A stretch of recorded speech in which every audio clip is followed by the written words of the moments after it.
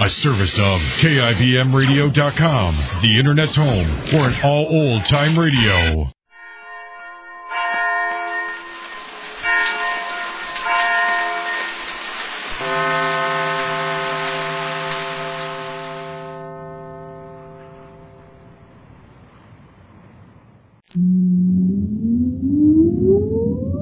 Countdown for blast off. X minus 5, 4, 3, 2, X minus 1, fire.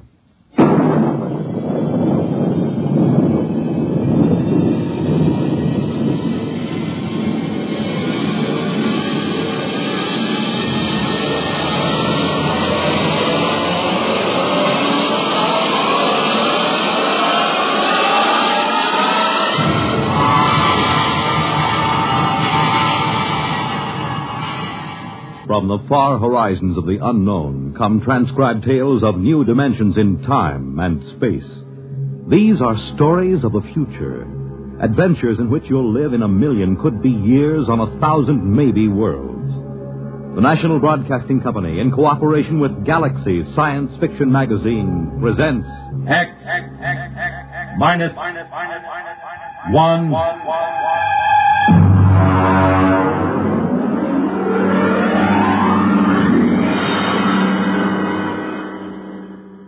Tonight, the Murray Leinster story, If You Was a Moklin.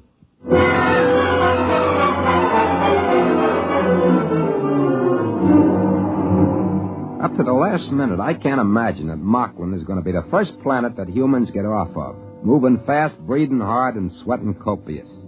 There isn't any reason for it. Everything was all quiet at the trading post. I was sitting on the front porch while Deeth, he's the Moklin clerk. Looks a lot like a guy named Casey, used to be a wiper on the Palmyra. He comes out on the porch. Mr. Brinkley? Morning, Deeth.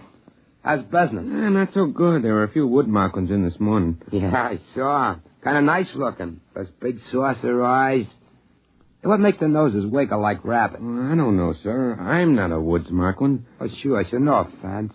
They buy much? No, they didn't. They said the prices were too high. Oh. Yeah, they said they can get the same goods at the other trading post for half price. Yeah, it's kind of hard to run a nice little monopoly for the company with another trading post opening up at half price. What is it, sir? Look at that little kid playing in the mud. You mean the Moklin kid? Yeah, it's my cousin's niece. I can't get over those little kids with the droopy mustaches like old man Bland. I gotta laugh every time. Well, I understand. But you see, Moklins are getting much more human every day.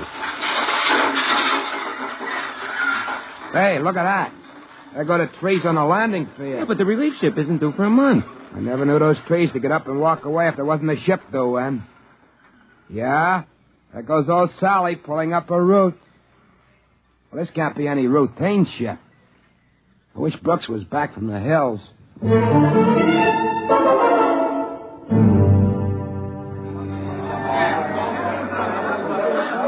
Hey, Captain Heine, over here.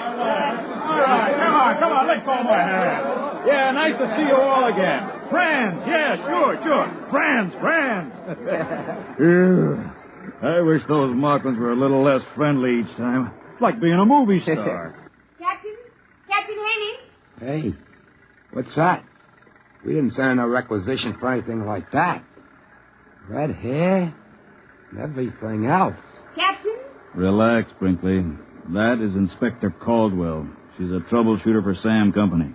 They must have finally read those reports Brooks keeps sending that. Look out for her. She's... Oh, good morning, Miss Caldwell. Inspector Caldwell, please. This is Joe Brinkley. He's the assistant manager of the company post. Where's Brooks?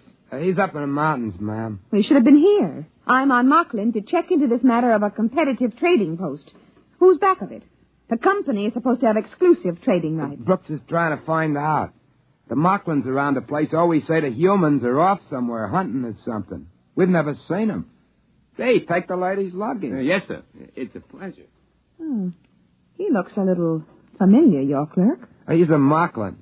But he looks a lot like a man used to be a wiper on the Palmyra, Casey. I think he's on the Aldebaran run now. Please conduct me to the trading post. That afternoon, Brooks come down out of the hills with a bunch of woods Moklins that were guiding him. I took Inspector Caldwell over to meet him, and he gets one look at her red hair and other equipment, and he stops short. Hey, what's this? She Moklin? I beg your pardon. This is Inspector Caldwell. She come in on a Palmyra today. This is Brooks, the head trader. Well, am I glad to see you. I guess they finally read my reports in sector headquarters. You've come to check my request that the planet be abandoned? Not at all. Moklin has great potentialities. Friendly natives. Trade should continue and increase. But I explained. All I am interested in is why you allowed a competitive post to be established in our exclusive territory. My reports cover that. Haven't you read them? Of course not. I was given a briefing on the situation here and told to correct it. Well, now, let's get to it. Do they cut prices? 50%. Yeah, but lots of Moklins still trade with us, just out of friendship. They're real friendly, these Moklins. Now, I'd like to know just... Excuse me, Mr. Brinkley. What is it, Dave? A girl just brought you a compliment. Oh? Well, now send her in and get a present for her. Yes, sir. 50%. Well, if they want a trade war, we'll give it to them. We can cut prices if we have to. We have all the resources of the company behind us. My dear Miss Caldwell, if you'd read any of my... Inspector Caldwell. Here she is, Mr. Brinkley. Compliments, sir. Compliments. Wow. Let's see him. He's asleep. Well, look at that. Ears like mine. The same bastion nose and everything. What do you know? Kitsy, kitsy, kitsy. Hey, what's your name? Morano. I can't remember ever seeing you before. Well, that's the way it goes. Hey, take her in the post and give her a present. This way. Thanks for the compliment. I'm greatly honored. Yeah, it's real cute, ain't it? Real human. Human? Brinkley, you are going to be transferred out of here the instant the Palmyra gets back. Why? You mean that girl? I'm giving her a present. What's the matter? That's all you think about it? The callousness. You're revolting. Miss Caldwell, I'm afraid maybe you don't exactly understand about parallel evolution here in Moklin. I gather it's been parallel enough. That will be all on that subject, if you please. In the morning, I shall want to go and inspect that other trading post.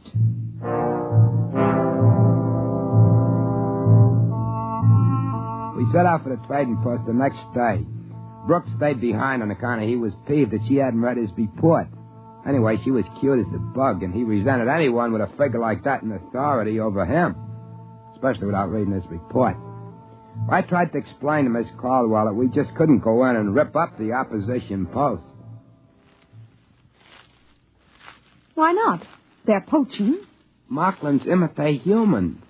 Now, if we start trouble, they'll start it too. Anything. Mayhem, murder, theft, bigamy. Bigamy?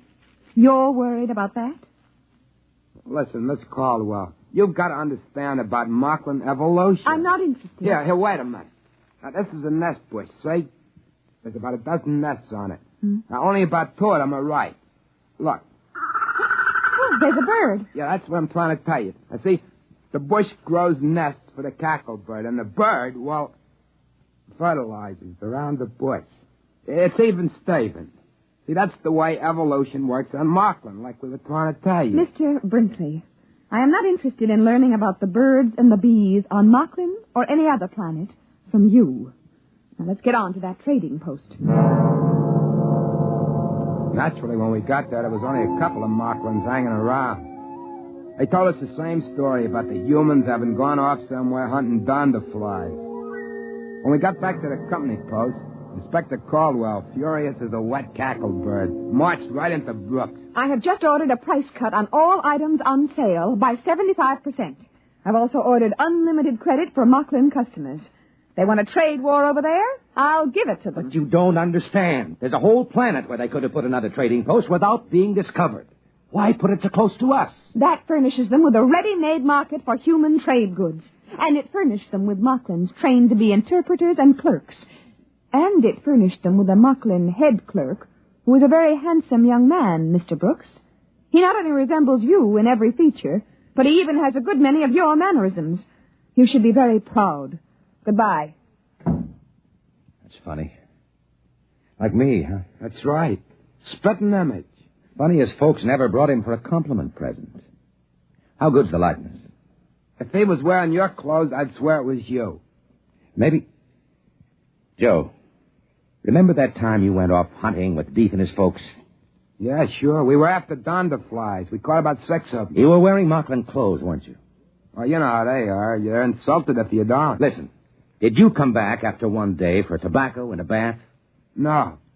No, we were way over at Dunlip Hill. Some Moklin got killed and we had to bury him. It took 2 days. Well, during that week, while you were off wearing Moklin clothes, somebody came back here wearing your clothes. He got some tobacco and went out again. He looked just like you, Joe. Exactly. Nobody suspected it wasn't you. Why should he want to do that? He might have been checking to see if he could fool me.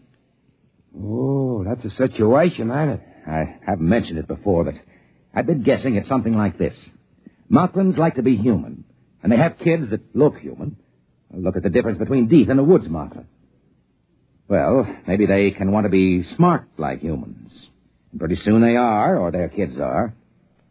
That rival trading post. You figure there aren't any humans running it. They're practicing with that.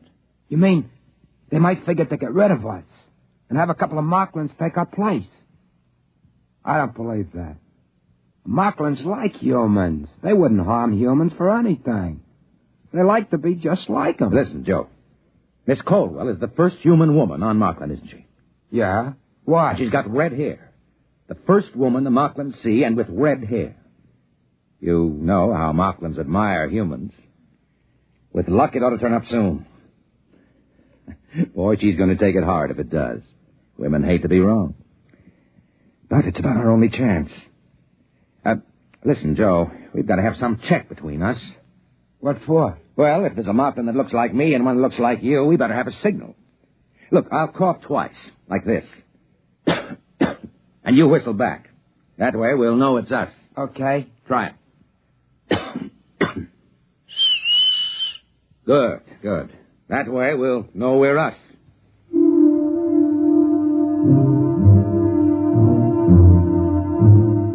Brooks starts off the next morning to visit the other trading post and see the Moklin that looks so much like him.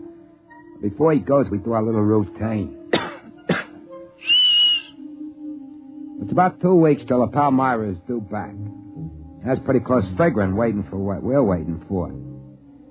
I was thinking how good life was on Moklin up to now, and that made me kind of a little sad. But it's the end, there's no doubt about it. Moklin sure admire humans. They produce kids that look like them. You can't help liking Moklins. But I can see what Brooks means. Moklin's loose among humans, outsmarting them as their kids grow up, just about taking over in the galaxy. When they come back from the other trading post, we went through the secret business again. In the meantime, Inspector Caldwell was busy with her trade war. She cut prices once, twice, finally 6 times, until 3 days before the Palmyra is due back, our goods are marked at exactly 1% of what they cost a month before. Brooks was getting more and more nervous. Seemed like he was falling kind of in love with a snappy little inspector. He was getting jumpy, waiting for her to get her big surprise. She was making out merchandise requisitions one morning when Deeth come in, smiling friendly at her. Inspector Caldwell? Oh, what is it, Deeth? There's a compliment for you. What? 3 of them. What is he talking about? Joe, this is it. Deeth, show him in. Now, look, I haven't got time for public relations. These inventories... Here we are. Inspector Caldwell, 3 compliments. Compliment, compliment, compliment. Now, let's see him. Very pretty, very human, no? Oh, no. No, that's impossible. No. Very pretty. Red hair, all 3 of them. Red hair. Very pretty red hair. Same as human lady. Very pretty. All right, Deeth. Take her out and give her some presents. This way. Come on. But that's impossible. Those babies, 3 of them, they couldn't. They do. They look exactly like you. That's what we were trying to tell you. I've only been here a month. Moklin babies get born real fast. They sure admire humans. It's kind of friendly when you think about it. You mean they can make their babies look like anybody they want? It was all in my reports. They've got a queer sort of evolution here on Moklin. Babies here inherit desired characteristics, not acquired characteristics, desired ones. And what could be more desirable than you? Red hair and all. Oh, but I thought, you and Brinkley... Oh. You couldn't help it, dear, really. But I hated you. I thought that... Now, look, darling. Joe. Yeah? Do me a favor, will you? Sure, what? Get out of here.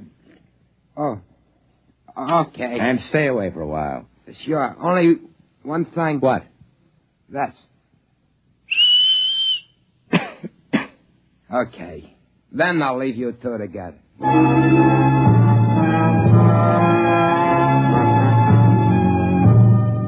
About 2 days later, the Palmyra boomed down out of the sky.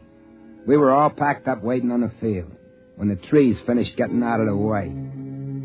I kept thinking, no matter what, Moklin sure are friendly. They sure do admire humans. I could see them crew members with Liberty heading off from the field with a whole gang of laughing, singing Moklins following each one of them. After a while, Cap Haney came over in a freight truck.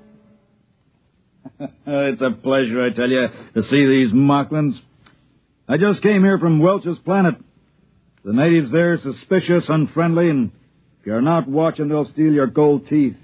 But Moklin... Captain Haney, don't give orders to unload your cargo. What do you mean? We are abandoning the post.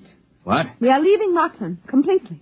Sam Company pulling out when there's still a mill credit to be made? I don't believe it. I have authority to order the move, and Mr. Brooks has convinced me of the necessity for it. Now, Inspector, I know the company doesn't like to give in to competition. There isn't any competition. Well, I thought... Miss Fogle's right. That other trading post is purely a Moklin enterprise. They bought our goods from us and pretended to sell them at half price, and we cut our prices, so they bought more goods from us and went on. Some Moklin must have thought it'd be nice to be a smart businessman, so his kids would be smart businessmen. Too smart. We'll close up this post before the Moklins think of something else. What? What do they think of? If they got loose from this planet, if they can pass as humans, their kids could take over human civilization. How would you like that? Oh, I see, yeah. You'd better make ready to blast off, Captain. Yeah, but I got the B section off on shore Liberty. Men are scattered all over the place. With Moklins? Sure, with Moklins. You know how it is. Regular party. Fancy Moklin clothes, food, liquor. Captain, you'd better sound the emergency recall. Yeah, I see what you mean right away.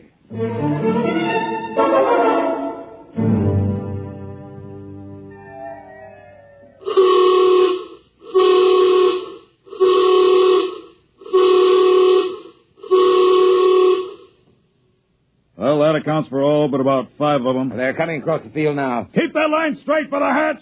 We got to count off. 4, 5. Yeah, they're all in line. I'll check against the roster. Wait a minute, there's another one coming. Look. By that tree. There can't be. I got 38 men lined up already. 38, that's a full count. That's a human. He's wearing Moklin clothes. It looks like Pete Werber from the engine crew. Hey, wait. Wait for me. Wait. Yeah, but it can't be. Werber's already checked in. There he is in line. Wait for me. Hey, where'd you come from? I couldn't find my clothes. You see, I was in these Moklin clothes when the signal went off. I was trying to find my clothes. Werber, look over there in the line. Where? Hey, that's my clothes. That guy. He looks just like me. Now, what's the idea? Hey, you.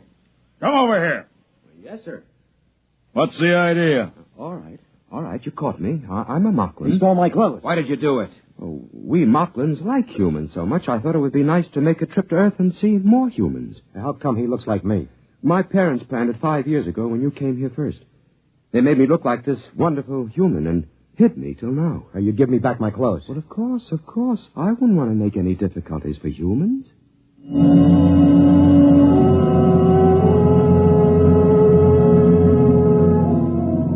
He took it as a joke on him. He talked English as good as anybody. It was hard to tell which was the Moklin and which the human guy.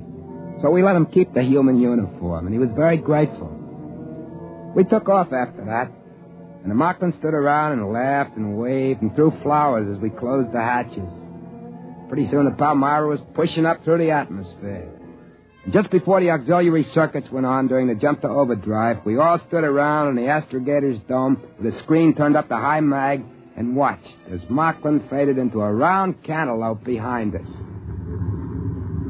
It's a shame. Sure was a pretty planet. Real friendly. Too friendly. I still have the shivers, thinking we almost took a Moklin off with us. The other crew had been on Moklin long enough to have a double. 5 years is a safety margin. Takes them that long to grow up. We were lucky, huh, Joe? Huh? What? I said we were lucky. Yeah. We sure are.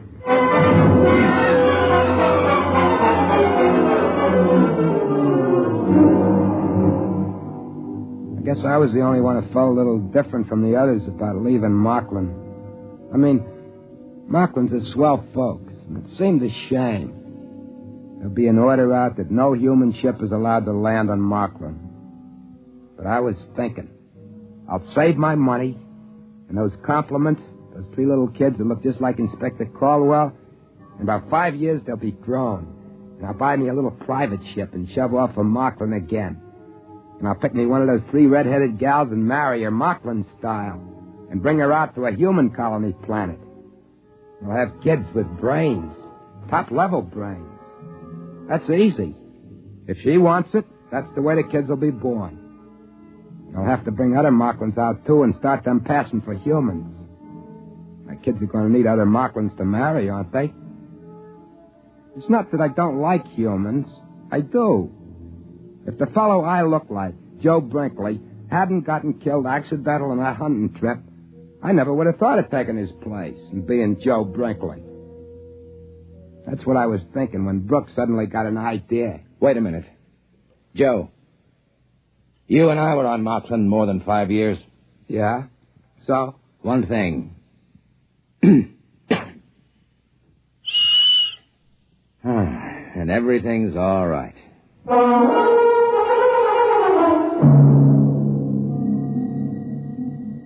I mean, you can't blame me for wanting to live among humans, can you? Wouldn't you, if you was a Moklin?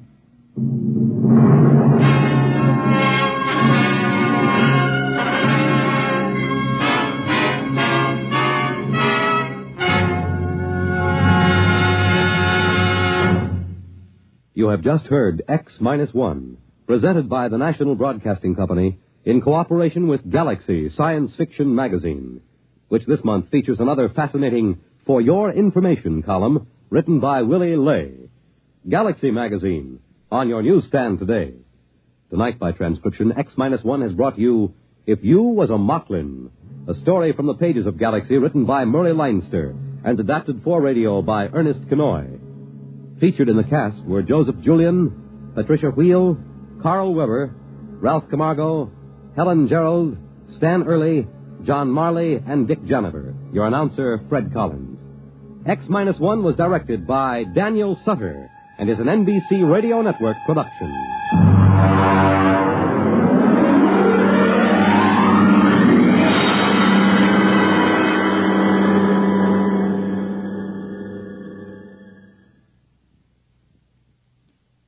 Next week, listen to Project Trojan, an original story by Ernest Kenoy on X-1. Follow the news with Chet Huntley tonight on NBC Radio.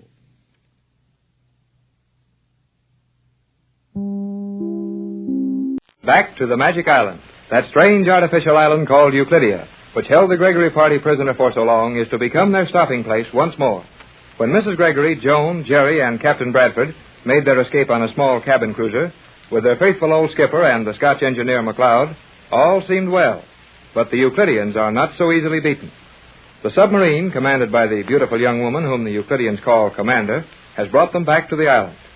The surface of the island is above water now, and apparently the Euclideans feel no danger near them, as Euclidia is open to view from all sides.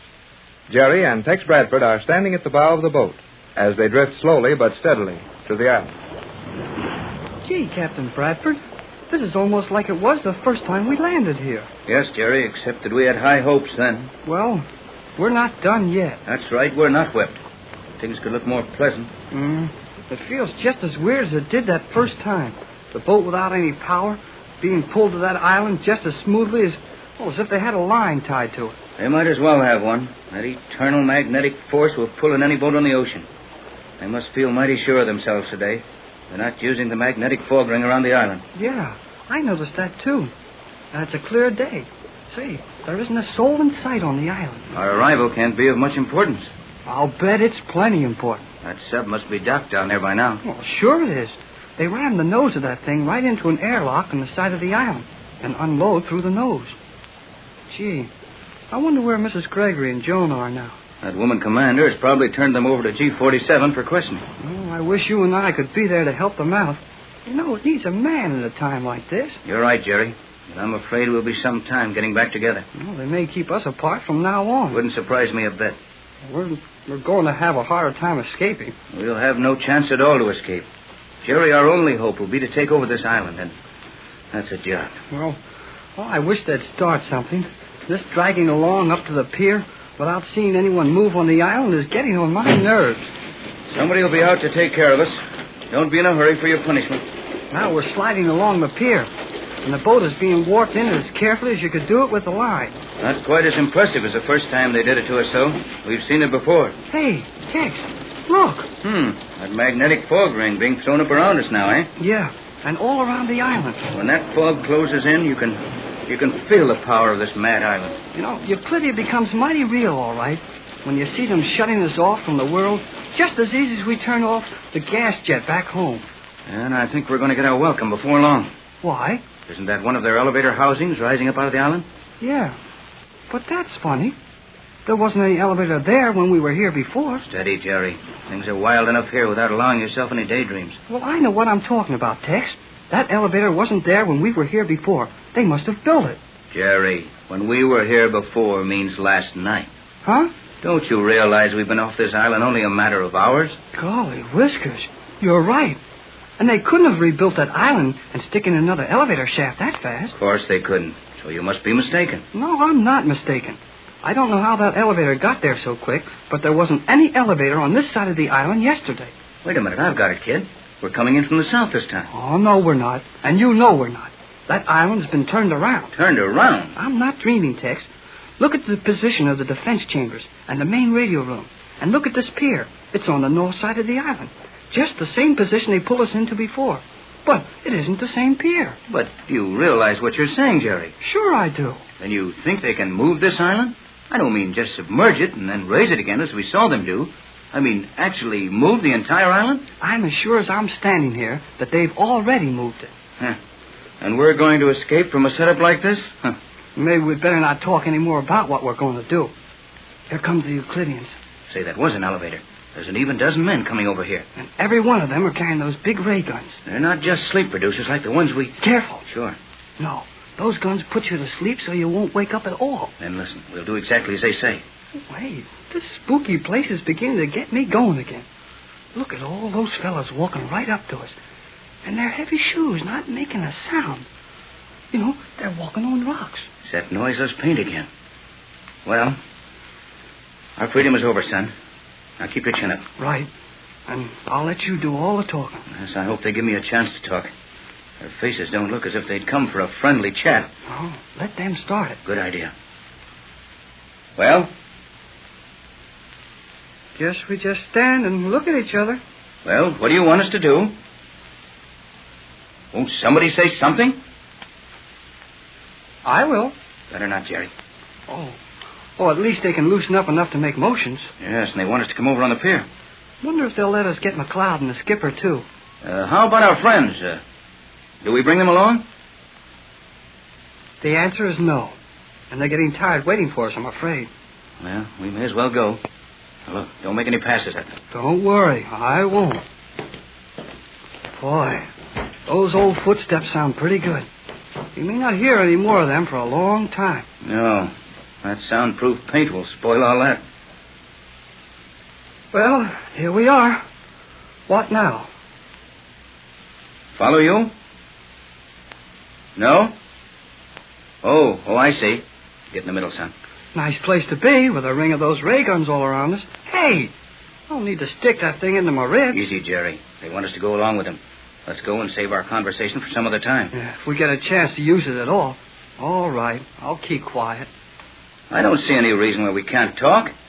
Everyone on this island can hear us, so they don't have to worry about anything we might say. Well, I guess we can talk all right, just so as we don't get in the wrong cracks. And we'd better say nothing. Say, that is a new elevator. Are we going down in that thing? No questions, kid. No answers either. But it looks like we are. We are. You never had a ride in one of these things, did you? Not as many as you and Joan had. You know, some of them do tricks with you. Well, these kind gentlemen are going to ride with us, Jerry. They'll probably experience nothing out of the ordinary. Watch this operate now. I'm watching. And listen, wait till a big magnet grabs the car. You can count the floors as we pass them.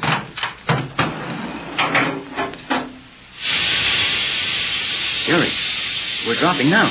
Yeah, and I didn't hear any magnet. That's more like a hydraulic to me, or compressed air. My stomach tells me we're going down pretty fast. At least I haven't been able to count any floors. Oh, boy, what a ride. Ooh.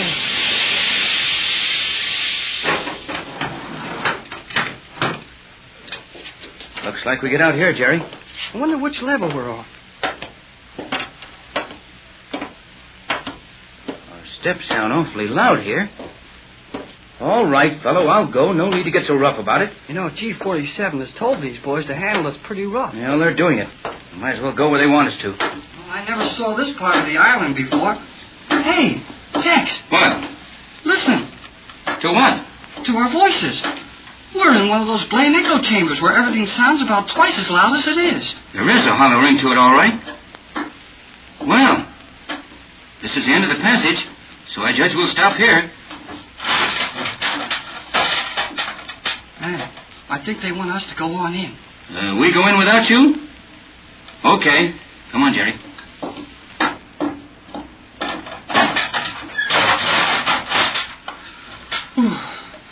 Well, at least we're alone. Yes, with about 100 microphones picking up every sound we make, I suppose. Well, I wish we could get out of this blame echo thing. What are we supposed to do here, I wonder? Well, this looks like a little hall, and I can see 4 doors. Let's start knocking on doors and see who lives here. We're in a steel cell, and that's for sure. Yes, the way that door clanged shut behind us didn't leave much doubt as to that.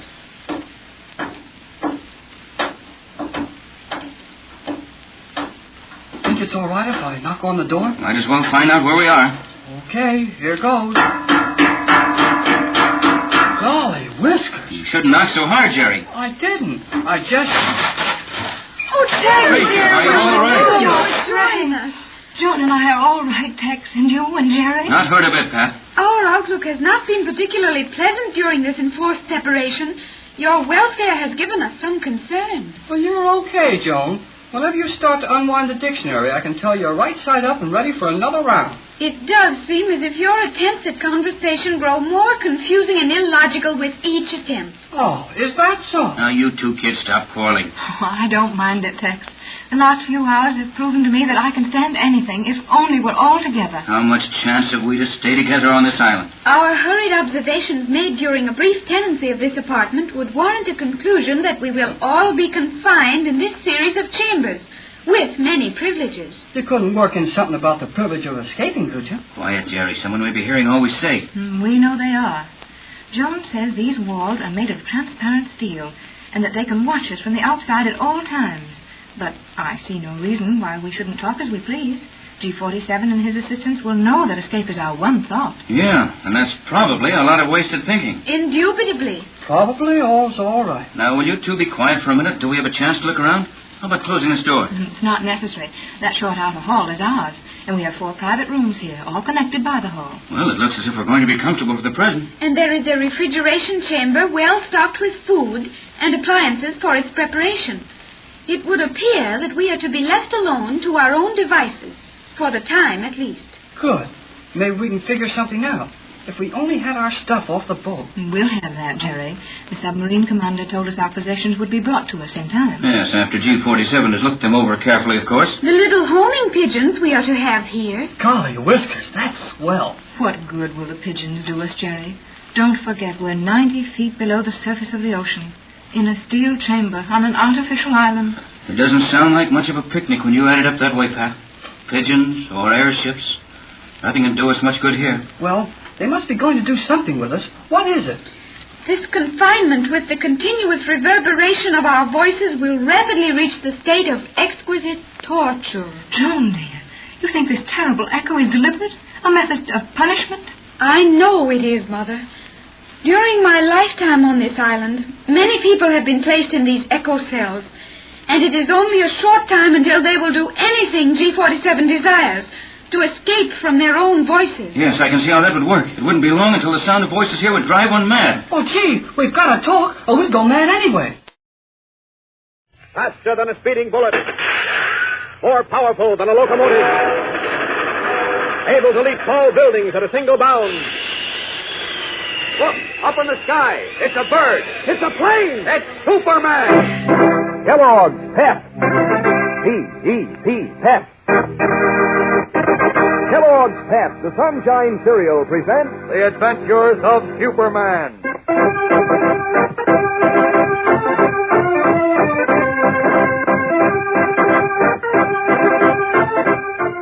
Today, as our story continues, crooked political boss George Latimer's amazing accusation is greeted with shocked silence by the Man of Steel and the accused.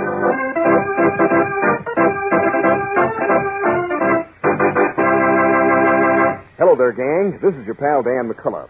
You know, anything that's good to eat is fun to eat. So start your day by having fun right at the breakfast table with a bowl of Kellogg's Pep. Is it good? Why, Kellogg's Pep has a regular talent for tickling your taste. It's a regular fun feast. Those delicate whole wheat flakes are so crisp and fresh, so cool and downright catchy tasting that, well, you get a bang out of every single spoonful. Yes, sir. And who wouldn't get a bang out of those slick Pep prizes?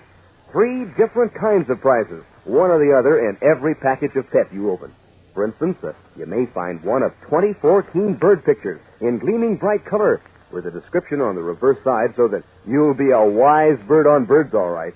Or you may find an exciting colored cardboard model of a fighting plane, easy and fun to assemble. And you can collect all 7 model planes in the series. Or your next Pep prize may be a bright-colored comic button picturing one of 18 famous characters like bunnies to pin on your beanie cap or your jacket. So hop to it, gang. Collect all 3 kinds of these smooth prizes. Ask Mom to get you Kellogg's Pep, the Sunshine Cereal. Now, the adventures of Superman. Protesting that returned GIs were being kept out of state jobs because of their race or religion, 1,000 veterans of World War II, led by young Joe Martin, brother of Beanie, the Daily Planet copy boy, gathered on the steps of the state capitol and demanded an explanation from Governor Frank Wheeler. Angered by the governor's denial of discrimination, the veterans surged up the capitol steps. Losing his head, Wheeler ordered a squad of state troopers to fire at the crowd. The troopers fired high over the heads of the veterans. Yet, a moment later, Joe Martin collapsed with a bullet in his chest. At the Metropolis Hospital, Clark Kent, Sergeant Adams, ballistics expert of the state police, and Sam Robbins, a close friend of Joe Martin, determined that the bullet fired at Joe had come from a .32 automatic, not a Tommy gun. They were discussing the matter in the hospital waiting room when Big George Latimer, political boss of the state, joined them and reported that he had been standing on the top step of the Capitol with the governor and had seen one of the veterans pull a gun. Questioned by Kent as to whether he could identify the veteran, Latimer pointed an accusing finger at Sam Robbins. That's the man who pulled the gun. For a timeless moment, the shock of the accusation left its hearers speechless. Deadly silence hung like a pall over the 4 men. Then, suddenly, Sam Robbins stiffened and flushed. What did you say? I said you're the man I saw pull a gun. Why, you dirty rat! Come here! Get him off me! Come on! You killed him! Let me at him! All right, Sam, that's enough. He's a lying rat! Let me at him, will you? Take it easy, fella. Good. Take it easy. Take it easy. Hold it. That's what I've been doing all my life, taking it easy, turning the other cheek so rats like him can fight it. All right, Sam. Sergeant, take him out to your car. Wait there for me. Let's go, fella. Now, wait a minute. He said I shot Sam, Joe. I didn't say anything of the sort. You guys heard This it. is the hospital, Sam. Control yourself. All right, take him out to the car, Sergeant. Come on, fellow, on your way. I'm not finished with him yet. Remember that. You all right, Mr. Latimer? Oh, yes. Yes, thanks to you. I certainly never expected anything like that. Of course, it's understandable. Many of those boys are still suffering from battle fatigue. That wasn't battle fatigue. You accused him of shooting his best friend. Oh, no, Kent. I simply said he was the man I saw with a gun. I said nothing about shooting. How sure are you he was the man? Well, sure as I can be under the circumstances. There's a great deal of excitement at the time. Well, then you're not positive. I wouldn't want to swear it under oath if a man's life were at stake. However... Yes? I don't want you to misunderstand. But I can see the possibility of a situation wherein Robbins could have fired the shot at Joe Martin. You mean accidentally? Well, no, not quite. Oh, I'm afraid I don't understand. I admit it's a little difficult unless you know the background. Mind you, this is just a supposition on my part. Just a passing thought that I can't possibly prove. And I wouldn't want to if I could. But look at it this way. A mob of war veterans is crowding up the Capitol steps. The governor, in a moment of understandable panic, orders the state troopers to fire. Wisely, they fire over the heads of the crowd. But Robbins, taking advantage of the confusion and the deafening noise of the Tommy gun, fires a shot at Joe Martin, certain that the blame will be leveled at Governor Wheeler and the state police. Do you realize what you're saying, Mr. Latimer? I pointed out, Kent, that this was all just a guess. However, men like Robbins sometimes lose their heads, as you saw just a few minutes ago. They don't think straight. And you believe Robbins would commit murder? Joe Martin may die, remember, in order to discredit the governor and the state police? It's been done before, by men like Robbins. You keep repeating the phrase men like Robbins. What do you mean by that? Well, men who don't quite go along with the American way of life. You know, men with foreign background. Oh. What's your background, Mr. Latimer? My background? Yes. I'm an American. My father was born here. I see. What about your grandfather? Well, he was born in England. Oh, then you have a foreign background, too. Oh, now, don't twist it around, Kent. You know what I mean. Yes, I'm afraid I do. You mean that because Robbins doesn't belong to your church, he's a potential murderer? I never said that. Look, Kent, I suggest we drop the entire matter. I came here at the governor's request to see what I could do for the boy who was shot. As far as I'm concerned, I'm willing to forget the incident ever took place. Well, unfortunately, I'm not. Because it's obvious there's more to this than appears on the surface. Right now, I've got to go out and have a talk with Robbins, but I'll be seeing you again, Mr. Latimer. Perhaps very soon. Now,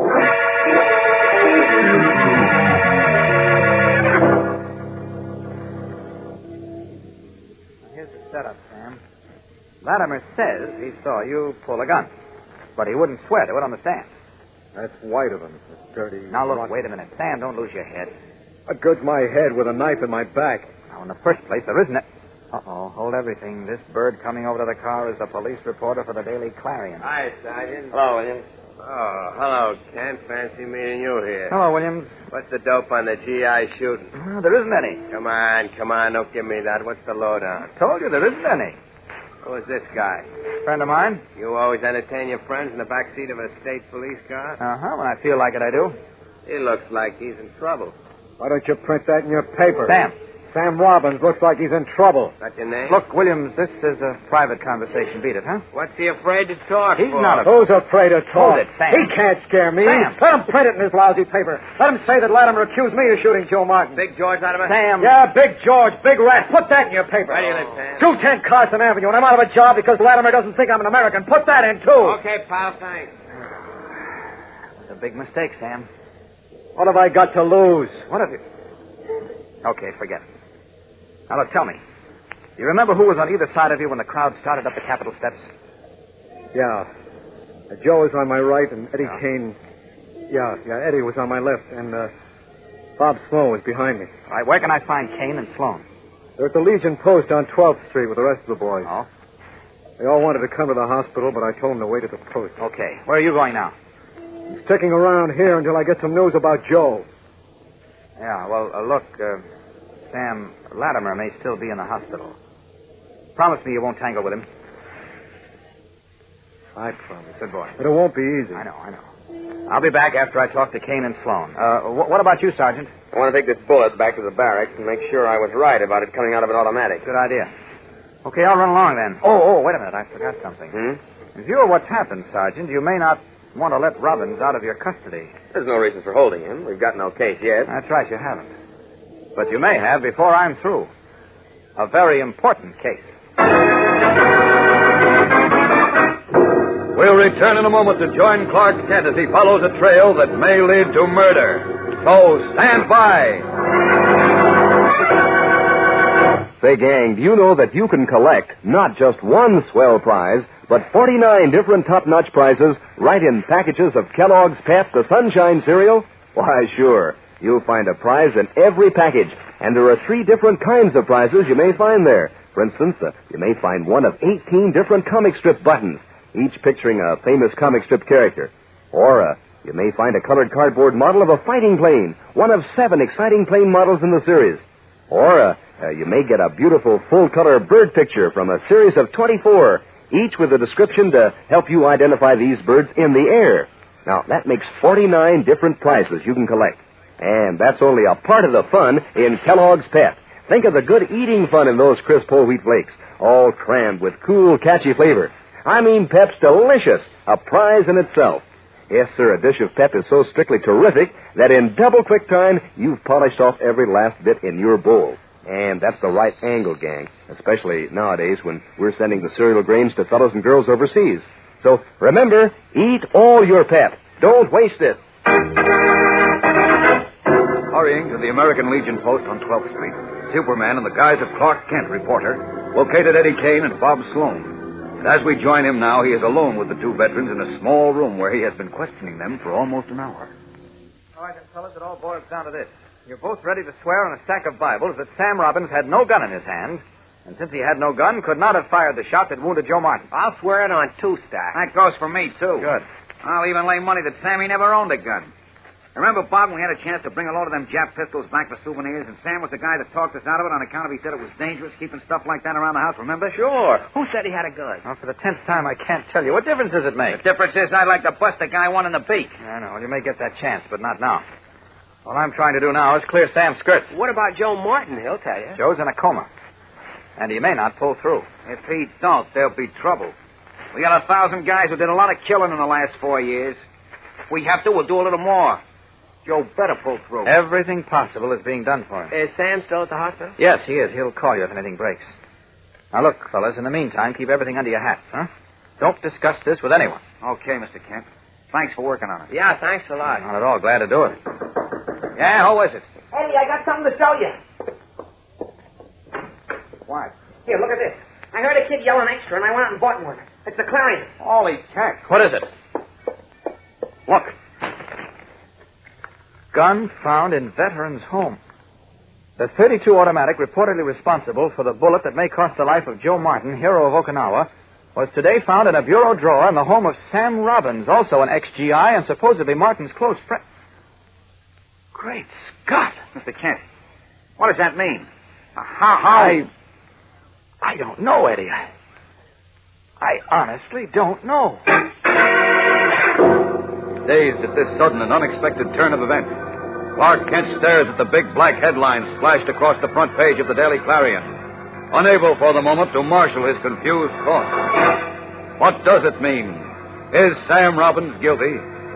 Gang, from this moment on, Superman himself takes a powerful hand in this tense and exciting story of prejudice that leads to murder. So don't miss a single thrilling episode. Tune in tomorrow and every day, Monday through Friday, same time, same station. And remember, for breakfast, it's Kellogg's Pep. For excitement, the adventures of Superman.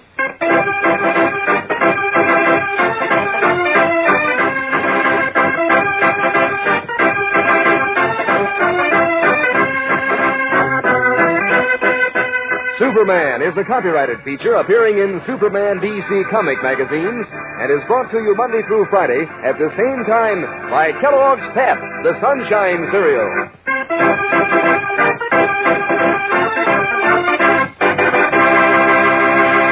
You know, gang, famous names make history. And Kellogg, the greatest name in cereals, has made history with good breakfast eating for a long time. For example, Kellogg's shredded wheat.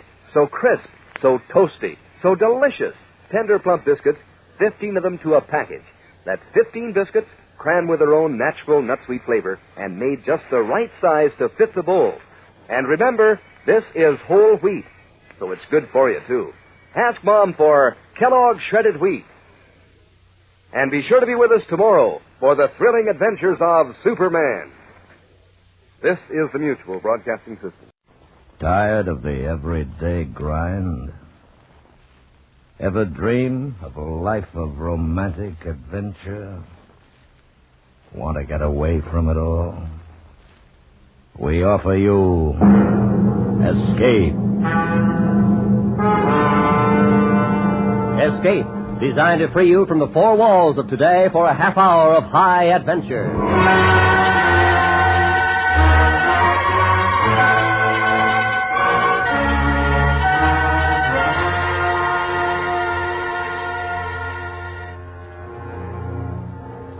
You are a passenger aboard a submarine, making its last peaceful voyage across the sea. While unknown to you, the captain has a plan, which, if it succeeds, will mean for you and the entire crew a fate from which there can be no escape. So listen now as Escape brings you Mary Ann Mosner and Francis Rosenwald's exciting story, The Log.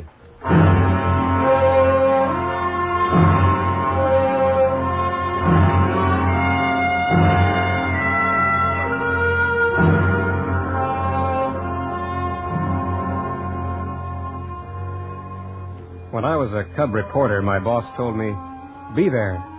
Don't let your own emotions color your story. Stick to the facts. So, these are the facts. This is the way it happened. I met Captain Jan Zabatos in a Scandinavian port. During the last war, he'd been in command of a submarine, the only sub of a nation that fought the dictators side by side with the Allies. When he was finally forced into this neutral port, the captain preferred internment to surrender. After that, his nation went out of the business of being a nation. He was left behind with his ship, unwanted by the Allies, and a burden to the government that had become his permanent host. To pay for the vessel's berth and maintenance, the authorities turned her into a tourist's exhibit, permitting her skipper to stay aboard as caretaker and tourist guide. We met during one of those guided tours. And so, ladies and gentlemen, this concludes the tour of the SS Seagull, a great ship with a peerless war record. It was my honor and privilege to guide her across hostile waters as master of this man-of-war that gave battle to the last torpedo. Thank you. No, thank you. You're very welcome all, and this way if you please. You got a few minutes, Captain? I'm Bill Rawlins, New York Globe. I enjoyed your tour a lot. Thank you, Mr. Rawlins. Always glad to talk to gentlemen of the press. I presume you would like to write a story on the Seagull? Well, to be honest about it, sir, I'd rather write about her skipper. I am honored. But without the Seagull, you won't have much of a story. She and I are comrades in arms. The war has been over a long time, Captain. Yes. Yes, of course. Haven't you ever thought of going home? Mr. Rawlins, this is my home, and always will be. As we walked across the deck, the Seagull came to life the way her skipper talked about her exploits at sea. And I saw 1,500 tons of steel that had never faltered, never failed. I was busy taking notes when the man came up the gangplank, stocky, brisk, dressed in a natty gray suit, a briefcase under his arm. How do, gentlemen? Where do I find the man in charge? I'm in command of the Seagull, Captain Jan Zabatos. What can I do for you? The name's Andrews. Here's my card. I represent the Liverpool office of the Marine Salvage and Surplus Corporation. You mind if I look around? The next tour of the Seagull commences at 16 o'clock. That's fine. You go right ahead. I know my way around ships. Bought and sold them all my life. This is my first time. I'm afraid you must be mistaken, sir. The Seagull is not for sale. Not anymore. My company just bought her. I closed the deal yesterday. Look, this can't be. Nobody has authority to sell my ship. The government has, according to international law. This isn't your ship anymore, Captain. Now, do you realize what it costs this country to keep her docked here? I suppose I knew that this was going to happen. Excuse me, sir, what does your company plan to do with the Seagull? Scrap her. What else is she good for? Yes, of course. What else is... You plan to break her up here? No, we'll have to tow her across to Liverpool. Mr. Andrews, the Seagull is perfectly capable to sail under her own power. All the way across the North Sea? No. It must be pretty rusty by now. My ship is in as good condition as she was 10 years ago when we put in this port. I know how you feel, Skipper, but if you don't mind, I'd rather play it safe. No, I don't think I made myself clear. Sir, this ship has had the finest maintenance that you find aboard any vessel. I have seen to that myself. Would you care to go below and look about, sir? Sure, why not? Then if you will follow me. Rust and corrosion, I understand. She was a beauty, all right. Her diesels reposing in gleaming silence. Her eye a Zeiss periscope set to scan the horizon. Her tubes ready for torpedoes. I felt a strange affinity toward this ship that to Andrews meant just so many tons of metal to be turned into X amount of dollars, while to her captain she was a whole world of tradition. A world now coming to an end. Until I suppose you think that the Seagull should be dismantled and scrapped? Well, I'm afraid that's what we bought her for. Then may I respectfully make a last request on her behalf? I'll be happy to oblige if it's anything reasonable. Don't tow her away like a crippled ship. Let me guide her on this last journey. All we need is 1 week, a skeleton crew. My services are free. I don't know. All right. I'll tell you what, Skipper. I'll check with my company and get in touch with you. Well, that sounds like a good idea to me, Andrews. You'd be saving your company quite a bit of money. My firm's allergic to taking chances. You don't take chances with the Seagull. The cold logic of the dollar in the bank, not the captain's last request, persuaded the scrap middleman to take a well-calculated risk on the Seagull and her master. Mr. Andrews was to accompany the ship on her final journey. I requested and was granted permission to go along and cover the voyage for my paper.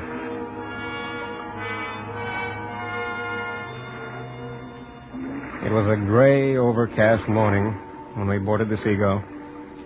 She was straining gently at her anchors with the last of the ebb tide. I hope Skipper hired a decent cook. Nothing like sea air to give a man an appetite. I'm not looking forward to a picnic, Mr. Andrews. All I want is a story. You won't find it in this barge, Rawlins. But I can give you plenty of stories. My company isn't averse to publicity. When we reached the bridge, we found a changed man. Captain Jan Zabados, commander of the submarine Seagull, wearing a freshly creased uniform, windbreaker, and his well-worn battle cap. Anchor secure, sir. All engines back aft. All engines back aft, sir.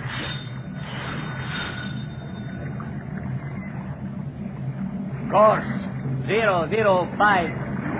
005, sir. Port engine back 2/3. Starboard engine ahead, standard. Port engine back 2/3. Starboard engine ahead, standard, sir. Stand by, all hands. Standing by, sir. Now. Well, gentlemen, we are off. A little chilly this morning, Skipper. Perfect weather. Makes you hungry anyway. What time do we... Breakfast will be served in my quarters in 10 minutes, Mr. Andrews. Come on down, Rawlins. Let's get some chow.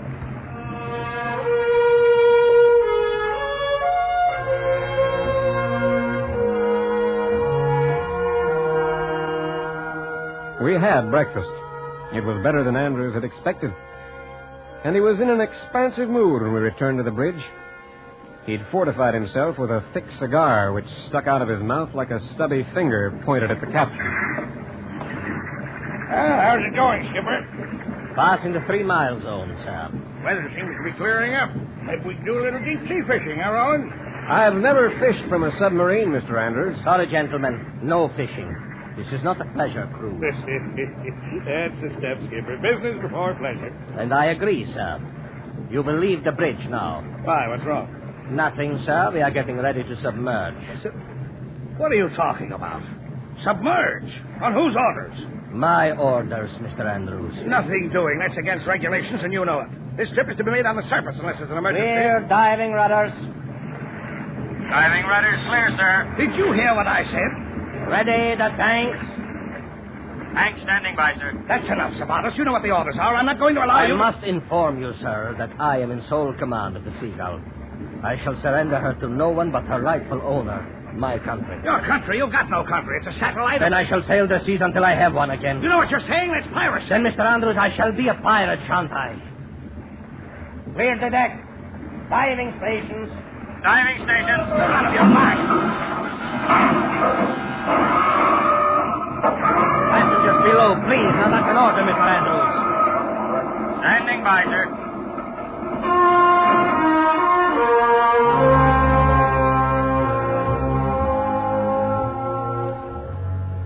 found my story.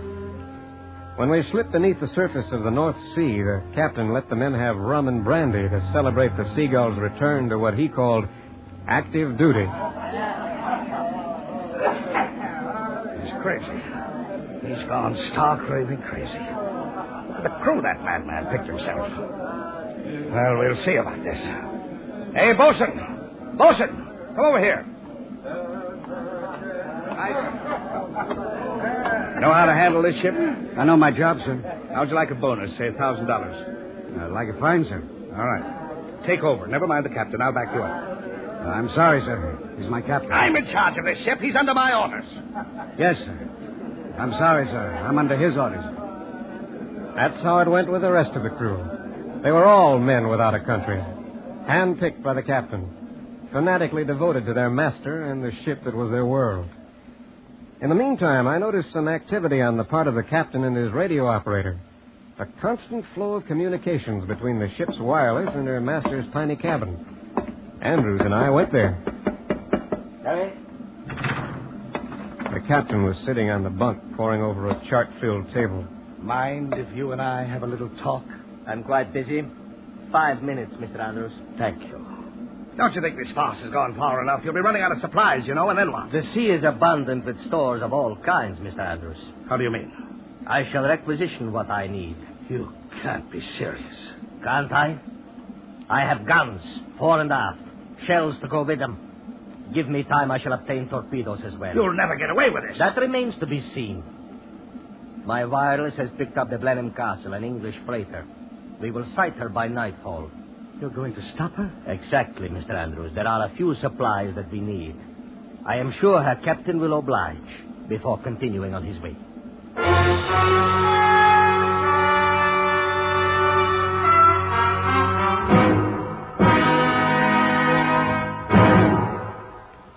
We will return to Escape in just a moment. But first, maybe it rained where you are today.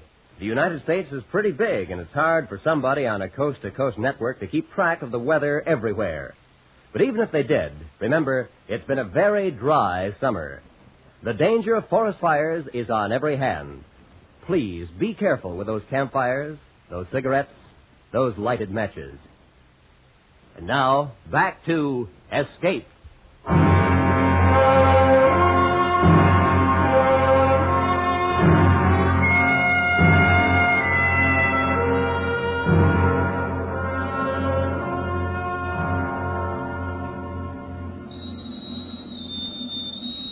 Approximately 8 hours later, the bosun's pipe shrilled as the Seagull rose stealthily to the ocean's surface. Dead ahead in a choppy sea loomed the massive hull of the freighter Blenheim Castle, her foaming nose eerily phosphorescent, the position lights glimmering across the sea. Our searchlight reached up to her bridge with a long white finger.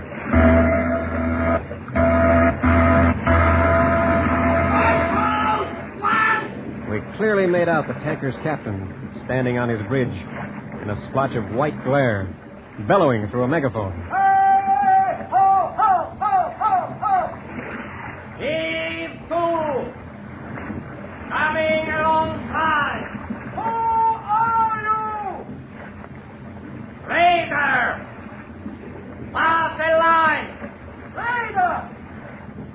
I won't pass a cow's tail! Where's the war? It is starting now! That's a bloody lie! Heave away! Ready above, or you will be sunk! Why, you kettle-bottom, knock-down heartbreaker! I'll bust your cat most of the make water! Follow my orders, or I open fire! Why don't you man up and talk off? I give you 3 minutes. I'll give you a kick in the belly! It was incredible. Here we were at peace, and Captain Zabatos had started his own private war. He had the guns, and the tanker's captain had only his ship. Before the Seagull's gun crew could get a bearing, the tanker lurched forward, picking up speed. Wheeled hard over, bent on ramming us. Our guns started to fire, blasting away at the tanker. But it kept coming on. Closer, closer. The sharp bow cutting through the choppy sea. Dive! Dive! Dive!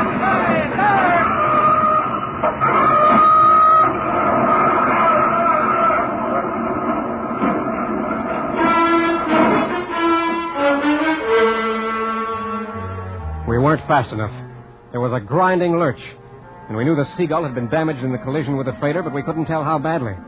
The first realization of disaster came when we saw the captain, his hair damp with perspiration, eyes gleaming feverishly, and a face turned ashen gray. Nobody leaves this station without my orders. You gentlemen stay out of the way. I'm not going to take orders from you or anybody else. I represent the owners of this ship. You do? You heard me, Zapatos. Then tell your owner she has been rammed. I'll hold you responsible. As her commander, I accept sole responsibility for ship and crew, including you and Mr. Rollins. That's very noble, mister, but I'm a businessman. What's the extent of the damage? Conning tower smashed and the scope tube cracked. Oh, that's great. That's great. Well, surface, send an SOS. I never have sent an SOS, and I never will. That's your business. I'm an American citizen, and so is Mr. Rollins. You can't hold us against our... You will be put ashore when conditions are favorable. Let me set you straight about us. If you want to go down in misery, I'm not stopping you. But you can't force me to stick around until this tin can's full of holes. I want to get out of here. Now, I order you for the last time, surface the signal for help. Andrews, if you wish to leave now, you may take escape hatch. You're crazy. Not at all. The damage is trifling. But since you feel so frightened of your life, I suggest that you leave. So help me, when we get out of this, I'm going to have you busted, jailed, hung if I can. Get out of my way if you please. I have no time to discuss the matter with you. Come on, Andrews. Whose side are you on, anyway, Rollins? Nobody's. I just want to live.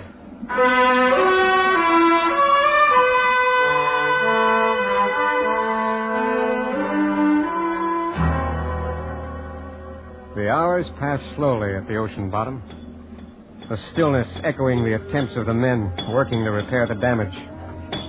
The air was getting foul, breathing becoming more difficult.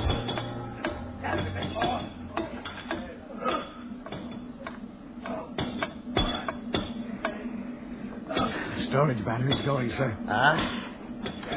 Then dim the lights, bosun. Oxygen's running low.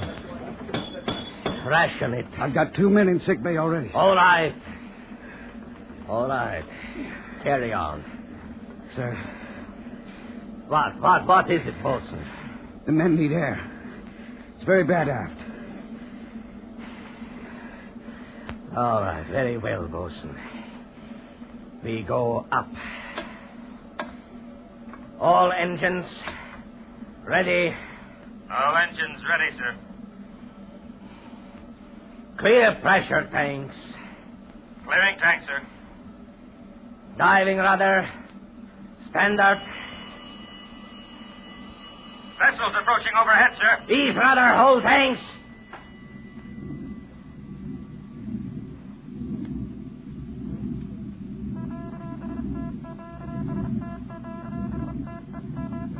Surface vessel calling on out channel, sir. Don't answer.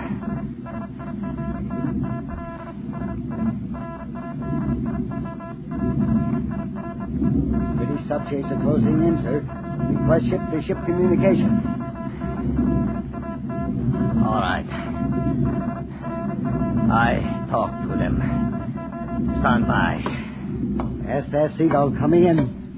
Go ahead. NS-127. Are you in trouble, Seagull? No trouble, sir. Surface at once. State your conditions.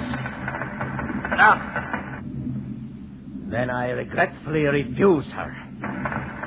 Following orders, Seagull. Come up, or we drop depth charges. Do so, then. You can't get away. We've got a sonar fix on you.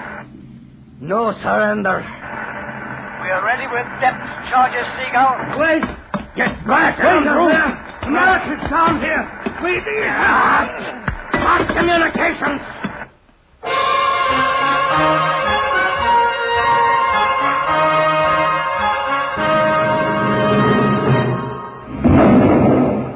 The first depth charge was a warning, followed by another coming closer. Another still closer. The pressure was enormous. The ship rocked from bow to stern and started to take water. All engines ahead, full. All engines ahead, full, sir. Course 02. Standard. Course 02. Standard, sir. Oh, quiet, Captain. This is wrong. It can't help now. Stand out of my way, Mr. Rollins. You're a naval officer, not a murderer. Your ship is finished. You have no right to kill your crew. And that's what it's going to mean if you don't stop. This is my ship. My life. No, you don't understand. It's still murder. Standing by for your order, sir. Well, what are you going to do? Oh. Surface. Surface! Surface! Stand by, surface! No response, sir. Tanks won't operate. All engines stop! All engines stop!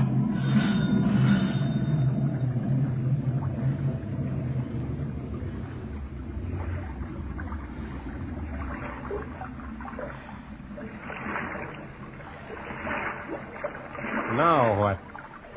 I seem to have no choice. Do I? Stand by to abandon ship. Abandon ship! That was almost the end of it. The sub couldn't get up to the surface. She could only go down. And the way she was taking water, it wasn't going to be long. The men lined up outside the escape chamber.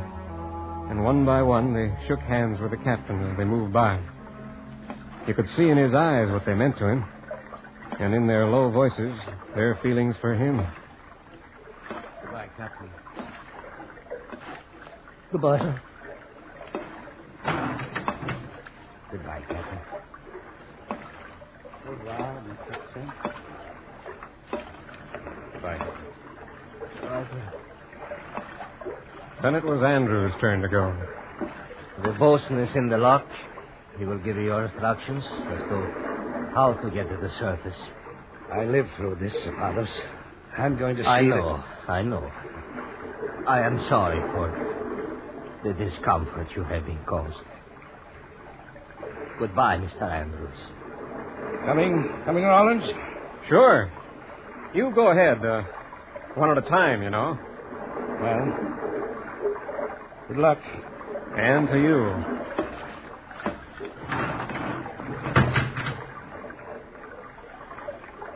Now, Mr. Rollins, huh?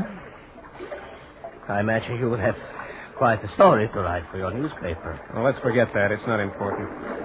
What about you? Andrews isn't kidding, you know. Once you get up there... I wonder if... Would you do me one last service? Of course. He got his log out and started to write. I looked over his shoulder as he made his last entry. All men off ship. Strong list to port. Storage batteries 0. Oxygen 20. Ship secure. Signed Captain Jan Zabatos, Commander SS Seagull. You oblige me by taking this log up with you. It can be fastened to your belt. Well, why don't you carry it? There are one or two other things I must take with me. Now, look. No, Mr. Rollins, go on. I will follow you. Yes, but... Please go on. Okay. Hurry up, though, will you? She won't last long.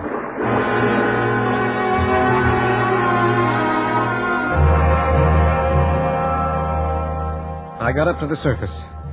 A boat from the sub-chaser picked me up 5 minutes later. Every man of the crew and Andrews was safe. After that, we cruised about for hours, waiting, hoping that Zabatos would appear. But he didn't. I should have known he'd stay with the Seagull. The skipper of the chaser understood what had happened a lot better after he'd read the log. I guess seamen have a feeling about such things. Well, that's the story. That's all there is to it.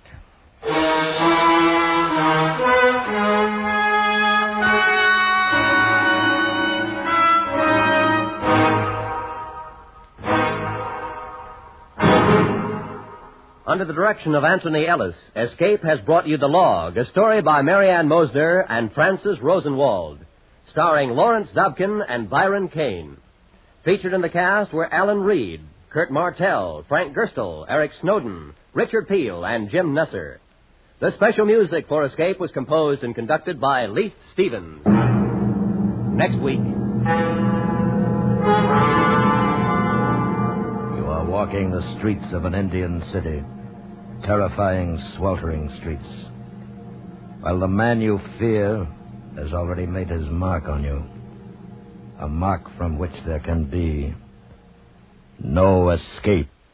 So listen next week, when Escape will bring you James Henderson's frightening story, The Untouchable.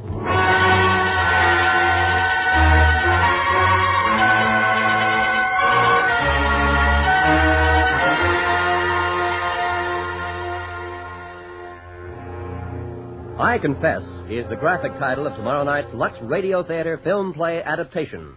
Cary Grant and Phyllis Thaxter co-star. You'll remember I Confess as one of Alfred Hitchcock's most suspenseful thrillers, and you'll enjoy every minute of it on most of these same stations tomorrow night when CBS Radio presents the Lux Radio Theater. This is Roy Rowan speaking.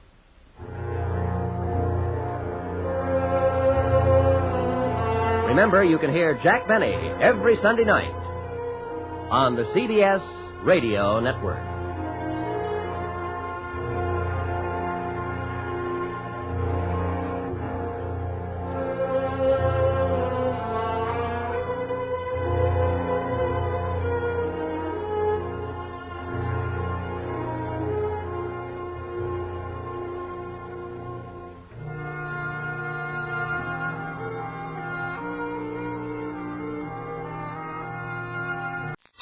Pep, the build-up wheat cereal, invite you to rocket into the future with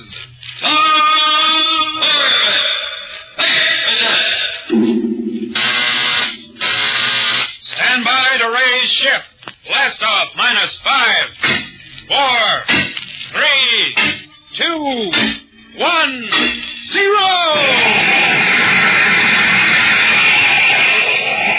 Rockets blast off to distant planets and far-flung stars, we take you to the age of the conquest of space with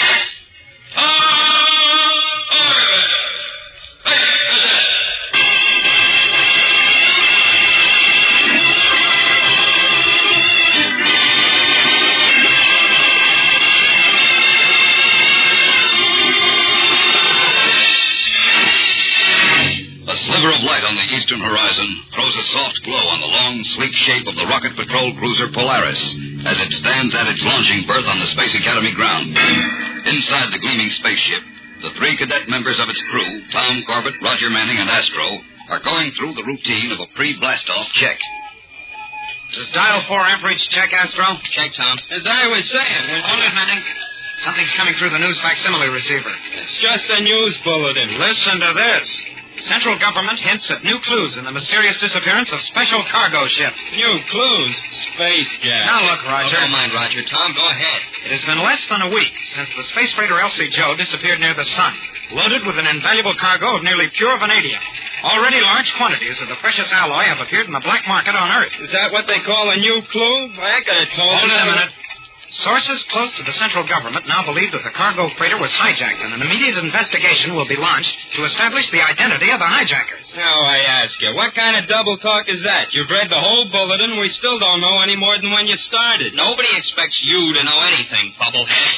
I wonder if they really have any leads. I can answer that for you, gentlemen. Captain Strong. Right, men.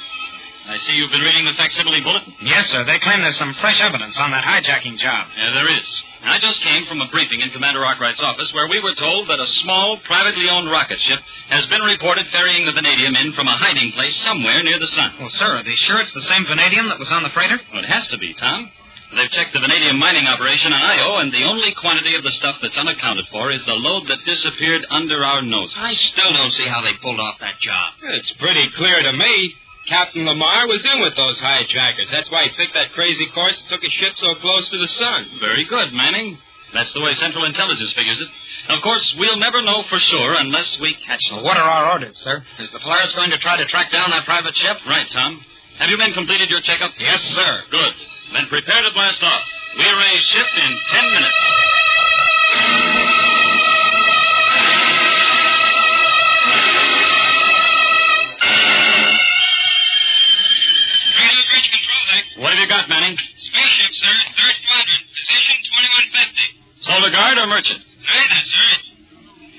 like the one we're after. Well, patch it down here. I want to see the scanner. Aye, sir. You've got it. Here, sir. It's in focus now. Yes, that's our baby, all right. Call them, Tom. Tell them to prepare for boarders. Yes, sir. Polaris calling. Identify yourself and stand by for a boarding party. Spacecraft in position 2150. Identify yourself and stand by for an inspection party. Oh, they're not answering, sir. Manning, alter course to intercept them. Aye, sir. Control deck to power deck. Stand by, Astro. We may need auxiliary power for maneuvering. Standing by, sir. Captain Strong, they're making a lateral sweep and firing auxiliary rockets. Astro, give me full space speed. Manning, keep the fix on them. We can overtake them. Oh, no, sir, we can't. They're pulling away. Oh, it's impossible. We're at top speed. Just the same, sir, they're getting away. She's too fast for us. We can't overhaul her.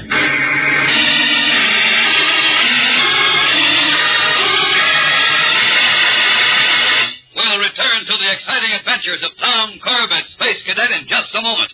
So stand by. Spaceman, suppose you were blasting off on a long trip to the outer planets. Well, you'd be mighty sure to check your ship over thoroughly. You'd make sure you had enough rocket fuel to get you there and back again.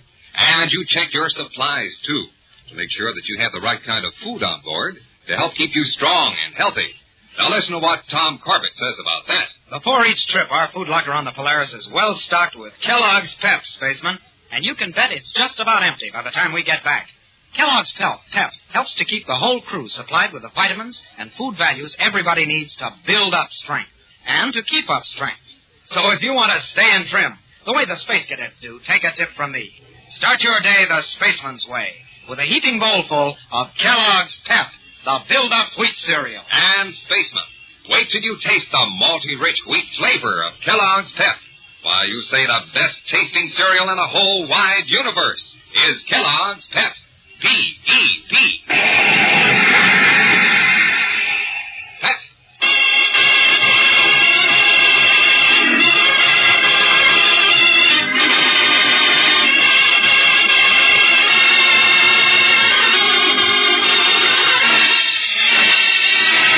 While on patrol duty in space, the rocket cruiser Polaris attempts to intercept an unidentified spaceship suspected of ferrying vanadium that has been hijacked from a government freighter.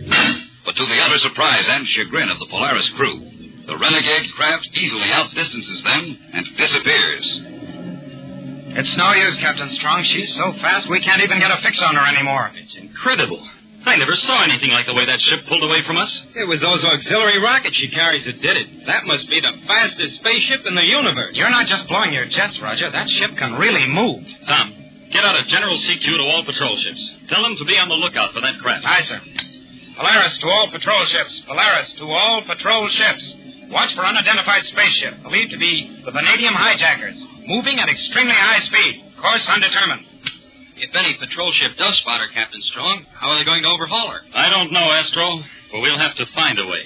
Well, if we could isolate that ship in some single quadrant, Captain, one of our craft might be able to shoot her down. That's what I had in mind, Roger. Rocket Lake Orion, calling the Polaris. Here comes something, Captain. We read you, Orion. Go ahead. I just spotted the unidentified craft. Coordinates 61, 45, 67 by 43, 44, 22. Check those coordinates, Roger. Yes, sir. You were right about her speed. Our attempt to overhaul her failed. She refused to answer our ID request and lost touch. We're going to maintain the search. Thanks, Orion. Keep us posted. Spaceman's luck. End transmission. Sir, with their report and ours, I think I've got a fix on her course. Well, where's she headed, Manning? At the moment, sir, right toward the sun. All right, men. Prepare to alter course. We're going to follow her in as far as she goes.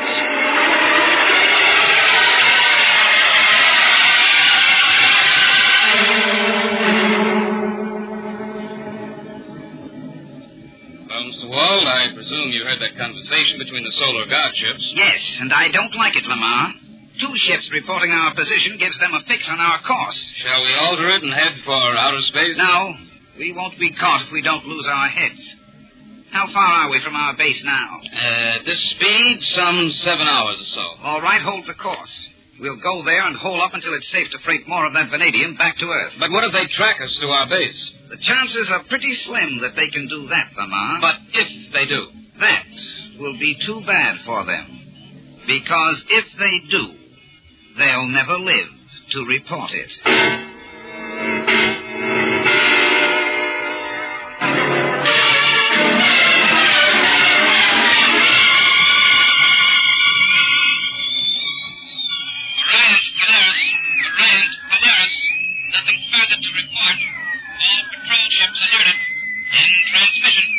Well, Captain Strong, that's that. Nothing to report. It looks like a clean getaway for those hijackers. I wonder, Tom. Say, Astro, let's see that space chart again. Here you are, sir. Now, according to the fix we had on that ship, it was headed toward the sun, right, Manning? Yes, sir. Not far from where the cargo ship was hijacked. You'd almost think they had their base on the sun. That's impossible. Look, Bubblehead, you don't have to tell me that. Look here on the chart, fellas. At the present time, the sun lies directly between us and only one other planet. Mercury. Right, Tom. And since the LC Joe was hijacked very close to the sun, wouldn't it seem logical that the hijacker's base would be relatively close by? Well, that makes sense to me. Sure. Now, it looks to me as if we scared them, so they put on full speed and headed for their base, which is probably near here someplace. Sounds right. And if true, they shouldn't be too hard to find. Well, how can you say that, Captain? Mercury has a diameter of over 3,000 miles. Yes, but they couldn't hide their base on the sunlit side of Mercury. The heat of the sun would be too much. Also, they would be detected too easily. Well, they'd hardly set up a secret base in the Twilight Zone. That's the only place on the planet where there are any colonies. Exactly, Astro, which leaves us only the dark side of the planet to search. Now, my guess is their base will be hidden there. Probably as close to the Twilight Zone as possible. The dark side of Mercury. Oh, that's about as cold as Pluto. Well, it's not exactly a pleasant place, but that's where we're going to have a look. If I'd have known this, I'd have worn my electrothermal underwear. Cut your jets, Roger. This is serious business. All right, men. Get to your stations. We're headed for Mercury.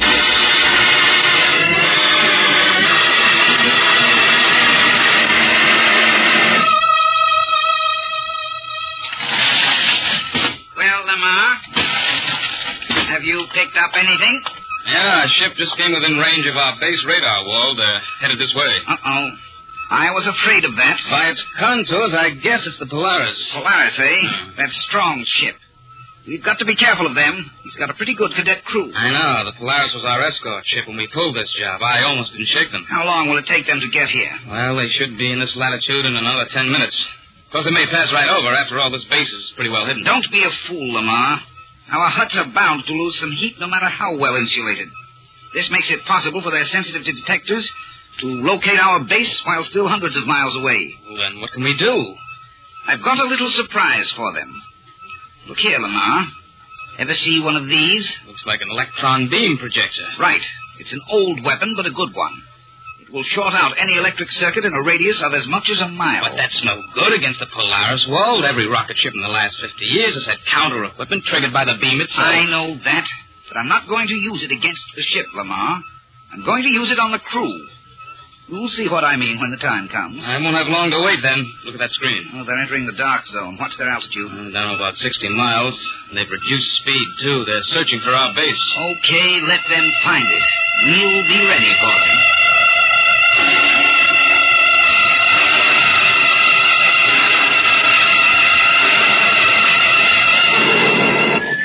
Any reaction from the screen, Tom? Not yet, Captain. I'm adjusting the scanner now.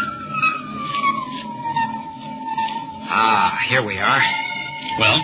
The detector indicates heat, sir, in small quantities, such as might escape from an insulated building. Good. We've located their base. We're on automatic stabilizer, Tom. We're going down.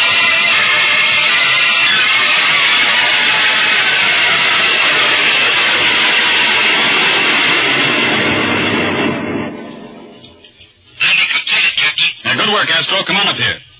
Tom, what about that heat source? Well, we're somewhere within 1,000 yards of it, sir. You can't see a thing out there. How are we going to find it? On foot, Roger. All right, men, break out the pressurized suits. Right, sir. Let's go, fellas. And Tom. Sir?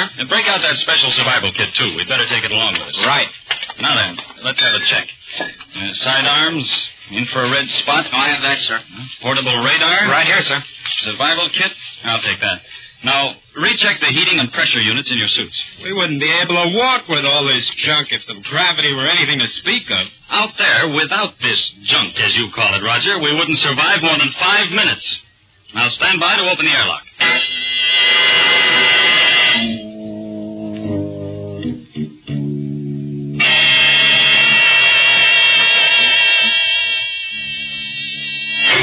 There they are, Wald. coming out of the Polaris airlock now. All right, Lamar. Turn on the beam projector. Here it goes. Let it warm up before you focus the beam. It'll be ready in a minute. But you still didn't explain what you're going to do with it. Let me get at that viewplate. No. This has to be focused exactly right. Give me the precise range. The ship or the crew? The crew, of course. 250 yards. Good. Well within the most effective range. It should work perfectly. But that beam isn't powerful enough to stop a man at any range over 10 yards. No, but it's effective enough to short out the heating units in their spacesuits.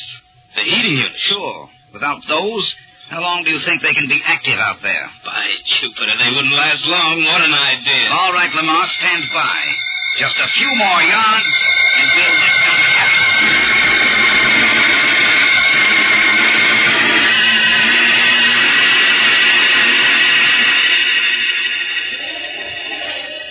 All right, men. Keep close together.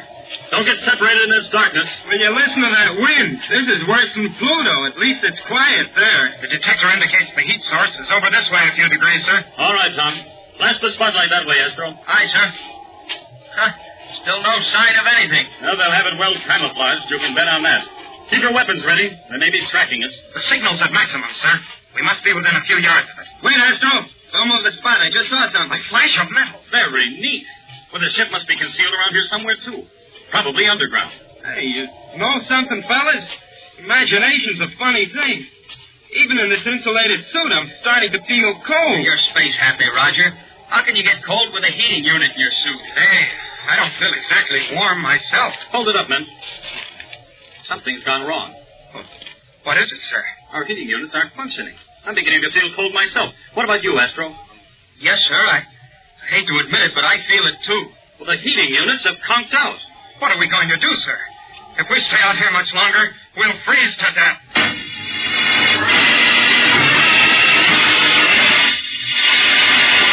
We'll return to the exciting adventures of Tom Corbett, Space Cadet, in just a moment. So stand by.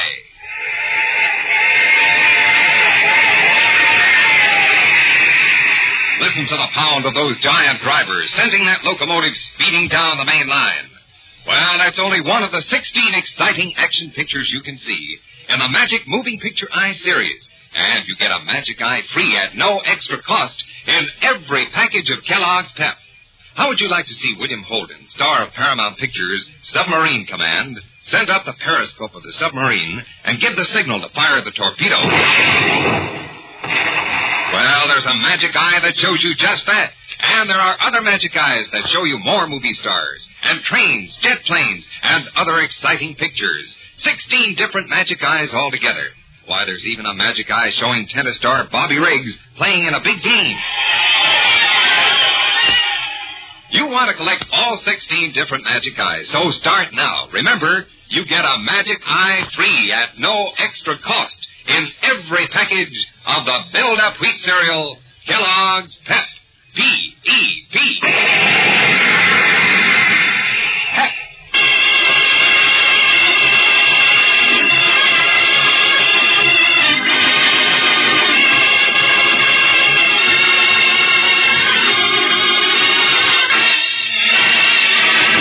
In the merciless cold of the dark side of Mercury, where the temperature stands at almost absolute zero, 4 figures huddled together against a howling gale, their spacesuits rendered useless as protection against the elements, now that the vanadium hijackers have caused the heating units in them to cease operation.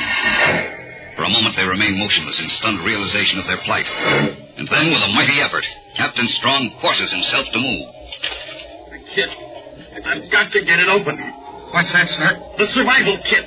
What good is the survival kit now? It can save our lives. If I can rip it open. There. That does it. I'm numb. Here. Emergency batteries. Quick, Tom. Attach this to your heating unit mechanism. Yes, sir. There's one for you, Astro. Manning? And I've got one, too. My fingers. They're so stiff I can hardly move them. Hurry. There's no time to lose. There. Yes, I've got it. I've got mine, too. Oh, my feet. Your extremities may hurt for a minute as the circulation starts again, but it won't last too long. My ears feel like they're going to drop off. Great galaxy, I didn't know how cold a man could be. We'll be all right soon. Not for long. These are only emergency batteries. Well, then, we'd better get back to the ship fast. Not yet. We've still got a chance to capture those men. How, sir? Roger. Mastro, lie down on the ground here. You say lie down, sir? Yes, as though you'd collapsed. Come on now. Be quick. We've got to work fast. Okay, sir. Come on, Roger. Hit the deck. Now, we're going to try to trap these men out in the open. When they spot you two lying here, they'll be sure you collapsed from the cold. They'll think that Tom and I are somewhere behind you. Oh, I get it, sir. Astro and I are the decoys. That's right. Now, when they come out here to investigate, we'll be ready for them. Sounds like it might work at that. It's got to work. All right, Tom. You come with me. Yes, sir. But what if those men don't show up before these emergency batteries go dead? Well, that's the chance we've got to take.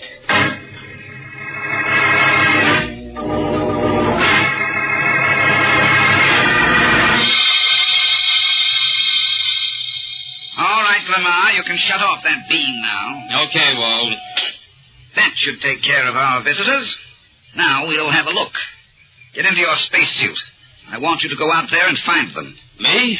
Oh, no thanks, Wald. What do you mean, no thanks? That's an order. I don't care what it is. I'm not setting foot out of here alone. Oh, so that's what's on your mind. You don't trust me, eh? You think I'll try to do away with you? You guess it. Now, why would I want to do that, Lamar? Because you don't need me anymore, that's why. You needed me to hijack that vanadium and help you establish the base here. But now things are getting hot, and I happen to be the only one who could put the finger on it. Oh, you're crazy. Am I? Don't forget I saw what happened to Franklin. I had to get rid of him. The easiest way was to dump him in space. Well, I'm not going to make things so easy for you. Okay, if you feel that way, break out my spacesuit, too. We'll go out there together.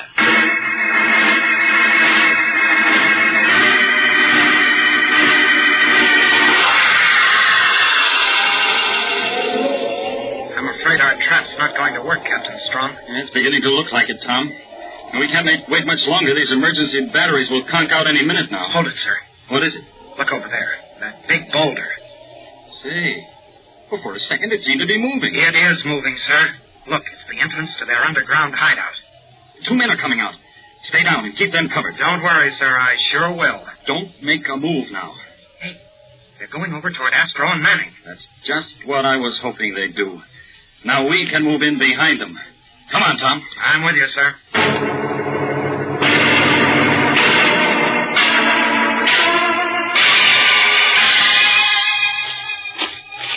Loosen their spacesuits, Lamar. Make sure they're finished. Okay, Wald. You keep looking for those other two. That won't be necessary, mister. We're right behind you. Strong. Drop those weapons. We've got you covered. Astro, Manning, disarm them. Right. You heard the orders. I'll take those guns. All right, you got it. I'll say we have, and we've got the vanadium, too. Good work, men. Step on it now. Let's get them aboard the Polaris. Yeah. I want to be where it's nice and warm when these batteries go dead. Roger, this is one time you and I agree completely.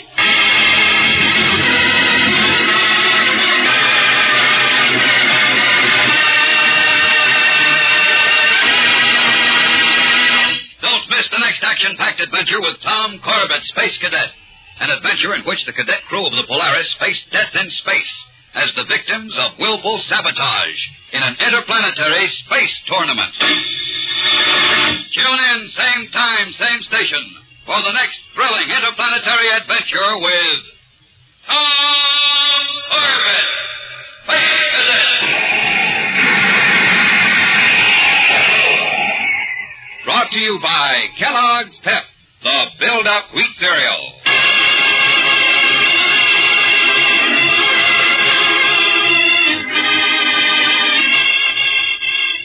Tom Corbett, Space Cadet, starring Frankie Thomas, can also be seen on television and appears in the comic sections of many of America's leading newspapers. Look for it daily and in weekend editions. Featured in the cast were Al Markham, Jan Merlin, Edward Bryce, and James McCallion. Today's program was written by Gil Braun and directed by Drex Hines. Jackson Begg speaking. Kellogg's Raisin Bran has a secret. Kellogg's Raisin Bran has a secret. And what a secret. In Kellogg's Raisin Bran, the tasty raisins are dipped in honeycomb. That means plumper, more tender raisins along with delicious golden crisp bran flakes. Both fruit and cereal all in one box. And no other raisin bran but Kellogg's gives you the tender goodness of raisins dipped in honeycomb. That's Kellogg's secret. So for your breakfast, make sure you get Kellogg's, because Kellogg's Raisin Bran has a secret.